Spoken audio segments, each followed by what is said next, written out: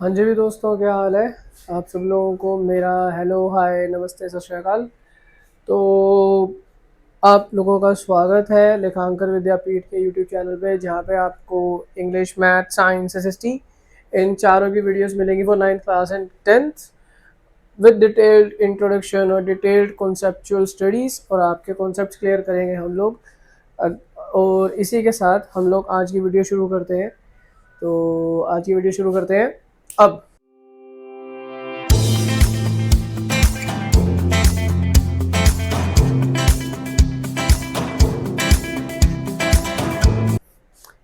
तो ये जो चैप्टर है आप लोगों के सामने, that is the sectors of Indian economy. ये वाला चैप्टर हम लोगों ने, मैंने जैसे कि आपको लास्ट क्लास में पढ़ाया था, लास्ट वीडियो में मैंने आप लोगों को पढ़ाया था डेवलपमेंट चैप्टर के बारे में। तो ये भी चैप्टर जो है ये आपकी इकोनॉमिक्स का क्लास 10th का ही ये पार्ट है। सेक्टर्स ऑफ इंडियन इकोनॉमी क्या है? बेसिकली सेक्टर्स का मतलब होता है, आप लोग पहले भी पढ़ चुके हो, बट क्लास 9th में आप लोगों ने इसको चैप्टर वाइज पढ़ा था। सेक्टर्स यानी प्राइमरी सेक्टर, सेकेंडरी सेक्टर और टर्शियरी सेक्टर। अभी सेक्टर होते क्या है? देखो एक्चुअल में क्या होता है कि कोई भी इकोनॉमी होती है ना, या कोई भी काम होता है, उसको हम एक वर्ग में या एक डिवीजन में बांट देते हैं। हर काम का एक डिवीजन होता है, हर काम करने का एक डिवीजन होता है, एक उनका पॉइंट होता है, या आप ये कह सकते हैं कि उनका एक ग्रुप होता है। फॉर एग्जाम्पल, जैसे हम एक बिल्डिंग बनाते हैं। अब ये तो नहीं ना कि बिल्डिंग बनाने के लिए सारा का सारा सामान इकट्ठा करा, कोई भी बंदा इकट्ठा करा और बिल्डिंग खड़ी कर दी, ऐसा नहीं होता। बिल्डिंग बनाने के लिए देयर आर लेवल्स, हायरार्कीज। हर एक में हायरार्की होती है। हायरार्की की जैसे आप लोग जब जाते हो तो आप लोग पहले मिस्त्री ढूंढते हो। मिस्त्री जो है अपने नीचे काम करने वाले मजदूर ढूंढता है। कोई बेलदार होता है, कोई ईंट लगाने वाला होता है, कोई सीमेंट मिक्स करने वाला होता है। वो सारे प्राइमरी फंक्शंस करने के लिए होते हैं। ये कौन होते हैं? जो प्राइमरी स्ट्रक्चर खड़ा करते हैं। सीमेंट मिक्स करेंगे, रेत मिक्स करेंगे, बजरी मिक्स करेंगे, ईंट लगाएंगे, एक प्राइमरी स्ट्रक्चर खड़ा करेंगे, एक मकान की प्राइमरी बुनियाद, एक प्राइमरी सा ढांचा खड़ा कर देंगे। उसके बाद आते हैं सेकेंडरी लोग। सेकेंडरी कौन से काम करने वाले? जो उस बिल्डिंग के अंदर पाइप्स एंड फिटिंग्स करते हैं। अलग अलग फिटिंग कर दी, अलग अलग पाइप लगा दी, पानी की पाइप लगा दी, सीवेज की पाइप लगा दी, इलेक्ट्रिसिटी की फिटिंग कर दी, इलेक्ट्रिकल फिटिंग जिसको हम कहते हैं वो कर दिया। ये सारा काम करने के बाद हमारे आते हैं टर्शरी बंदे, यानी टर्शरी ग्रुप।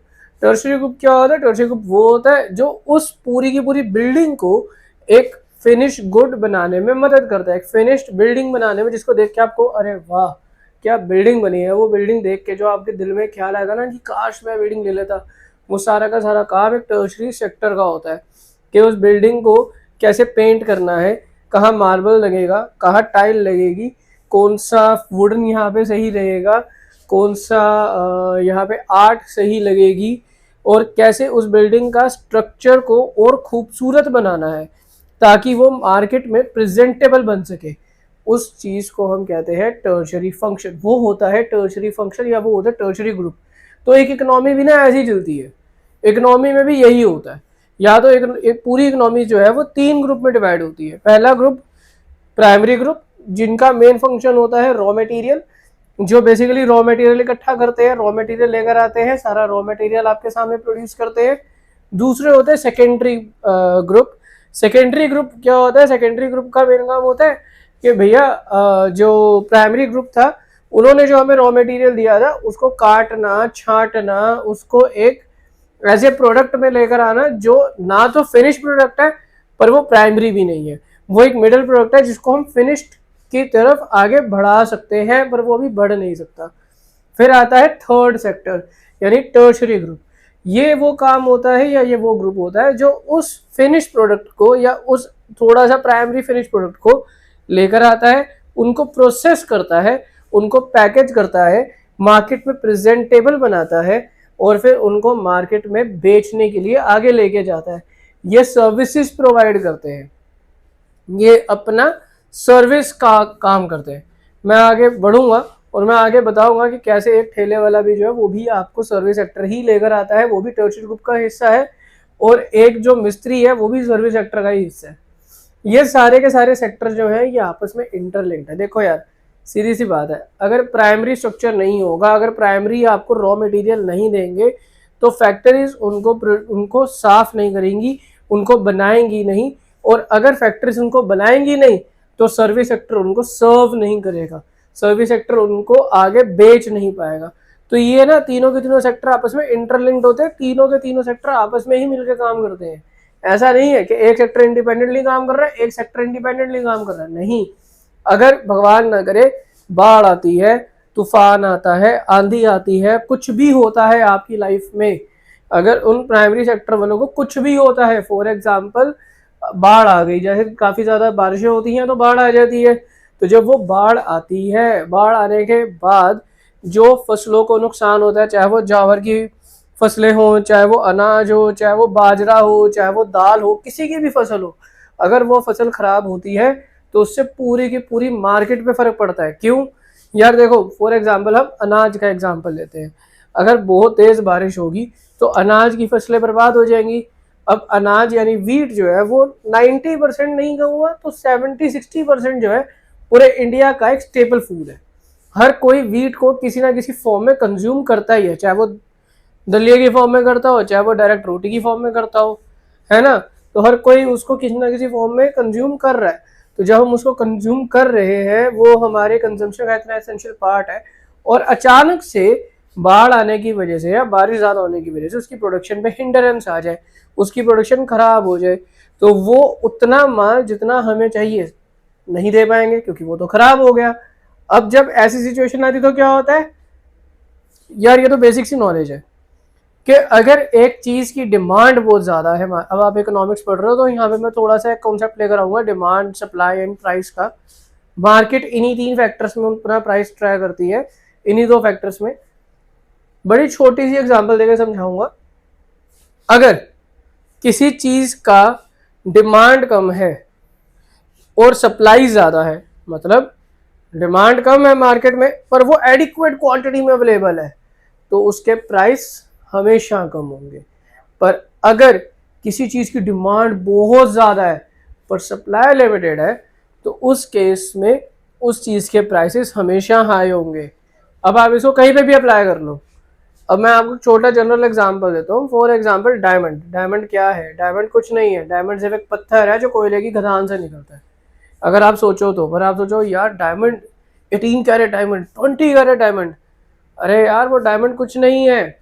डायमंड जो है एक फिनोमिना है, आपको सिर्फ ये समझाया गया है, पूरी मार्केट में ये बात फैलाई गई है कि डायमंड की क्वांटिटी कम है, जबकि डायमंड की क्वांटिटी कम नहीं है। वो सिर्फ एक फेक हाइप क्रिएट करी हुई है ताकि डायमंड का प्राइस इंक्रीज हो सके।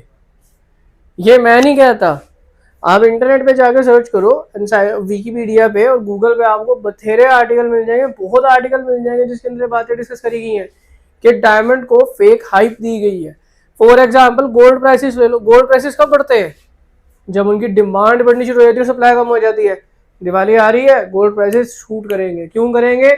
क्योंकि डिमांड बढ़ जाएगी, धनतेरस आ जाएगा, दिवाली आ जाएगी, लोग कहेंगे भैया गोल्ड खरीदो, और जैसे गोल्ड खरीदने की बारी आती है तो भैया सप्लाई कम हो जाती है, प्राइसेस एकदम से बढ़ जाते हैं। या जब शादियों का सीजन आ जाता है तब भी गोल्ड की डिमांड बढ़ जाती है, सप्लाई कम होती है और प्राइसेस बढ़ जाते हैं। और जैसे ही श्राद्ध आते हैं, वो सीजन आता है जब हम गोल्ड नहीं खरीदते, तब गोल्ड के प्राइसेस में डिप आ जाता है। ये मार्केट ट्रेंड है, ये होता है। मार्केट इसी तरीके से डिमांड एंड सप्लाई का कॉन्सेप्ट यूज करके आपके सारे के सारे प्राइसेस को फ्लक्चुएट करती है। तो उसी तरीके से अगर अनाज है, अनाज की डिमांड बहुत ज़्यादा है क्योंकि वो स्टेपल फूड है, बट बारिशों की वजह से उसकी सप्लाई कम हो गई, तो क्या होगा? प्राइस बढ़ जाएगा। और जब कुछ भी नहीं है, सब नॉर्मल चल रहा है, नॉर्मल बारिशें हो रही है, नॉर्मल मानसून है, नॉर्मल सब कुछ है, और अनाज की क्वांटिटी भी नॉर्मल है, सप्लाई भी नॉर्मल है, डिमांड भी नॉर्मल है, तो उनका प्राइस शूटअप करेगा ही नहीं। इट्स जस्ट लाइक प्याज। नवरात्रों के बीच में प्याज एकदम सस्ते हो जाते हैं, और जब नवरात्रे हटते हैं, प्याज की डिमांड बढ़ जाती है, तो प्याज शूटअप कर जाते हैं। Same reason. तो ये डिमांड एंड सप्लाई का कॉन्सेप्ट है। पूरी मार्केट, पूरी इकोनॉमी इन्हीं 2 कॉन्सेप्ट पे चलती है। पर प्राइमरी सेक्टर भी टर्शरी सेक्टर और सेकेंडरी सेक्टर के साथ मिलकर यही काम करता है। अब सपोज करो कि प्राइमरी सेक्टर के पास जो अनाज है वो कम है, अब यार उनका भी तो अपना एक उन्होंने लागत लगाई थी ना, ये तो नहीं कि उन्होंने फ्री में करा। एक अनाज उगाने के लिए वो बीज भी लेकर आए, ज़मीन को जोता भी, मेहनत भी करी, फर्टिलाइजर्स यूज़ करे, पेस्टिसाइड्स यूज़ करे, वीडीसाइड्स यूज़ करे, ढेरों तरीके के उन्होंने केमिकल यूज़ करे, उन्होंने इन्वेस्ट ही करा ना उस पर। फिर उसको देखभाल ही करना, कीड़े ना खाएं उसको, पक्षी ना खाएं उसको, वो चीज़ का संभाल करनी, दिन रात एक करके उस जो फसल है उसको जोतना और फसल को काटना मेहनत का काम है ना यार। तो यार एक किसान अपनी मेहनत तो डिजर्व करता है, बट अब सपोज करो बारिशों की वजह से उसकी कुछ मेहनत पे पानी फिर गया, तो थोड़ी मेहनत जो बची है वो यही कहेगा ना यार इतनी से मैं अपनी पूरी कम से कम लागत तो निकालूं। और जब वो ऐसा करेगा तो वो ऑब्वियसली प्राइस बढ़ा के बोलेगा, और जब वो प्राइस बढ़ा के बोलेगा आगे फैक्ट्री को उतना महंगा खरीदना पड़ेगा। अगर फैक्ट्री उतना महंगा खरीदेगी तो क्या होगा, सेम सिचुएशन, सर्विस सेक्टर भी अपना पैसा लगाएगा। अब जब सर्विस सेक्टर वो चीज़ में पैसा लगाएगा तो वैसे सर्विस सेक्टर को वो महंगा मिलेगा, और जब सर्विस सेक्टर को महंगा मिलेगा तो सर्विस सेक्टर अपना भी तो प्रॉफिट लगाएगा ना यार। ये थोड़ी का सर्विस सेक्टर जो है वो फ्री फोकट का काम कर रहा है कि वहाँ पे चंदा डेयरी चल रही है, उसका भी पैसा है, तो वो क्या करेगा, वो अपना मार्जिन लगाएगा। तो वो जो 10 रुपए की चीज़ शुरू हुई थी, वो 10 रुपए की चीज़ बढ़ के गई 12 रुपए, 12 रुपए बढ़ के गई 14 रुपए, और आप तक पहुंचती है वो 16 रुपए। तो वो जो प्राइमरी 10 रुपए शुरू हुआ था वो आप तक पहुंचा 16 रुपए। फिर बीच का जो 6 रुपए है ये क्या है, ये इनका प्राइमरी सेकेंडरी और टर्शरी का अपना अपना मुनाफा है, और वो ये बात कमाते हैं। तो हम इस चैप्टर के अंदर यही पढ़ेंगे कि क्या सेक्टर्स है इंडियन इकोनॉमी के, इकोनॉमिक एक्टिविटीज़ क्या होती हैं, नॉन इकोनॉमिक एक्टिविटीज़ क्या होती हैं, प्राइमरी सेकेंडरी और टर्शरी सेक्टर कैसे काम करते हैं, इन सब चीज़ों के बारे में मैं आपको बताऊंगा इस पूरे के पूरे चैप्टर में।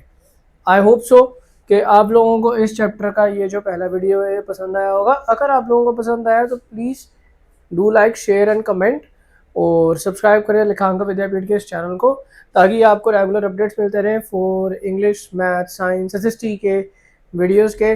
और अगर आपको कोई डाउट है, if you want to ask something, अगर आप कुछ पूछना चाहते हैं तो इस वीडियो के नीचे जो कमेंट बॉक्स है वहाँ पे जाके आप क्लिक कर सकते हैं और वहाँ पे जाके आप कमेंट लिख सकते हैं। I will definitely reply to those comments. और इसी के साथ हमें वीडियो एंड करते हैं। बाय।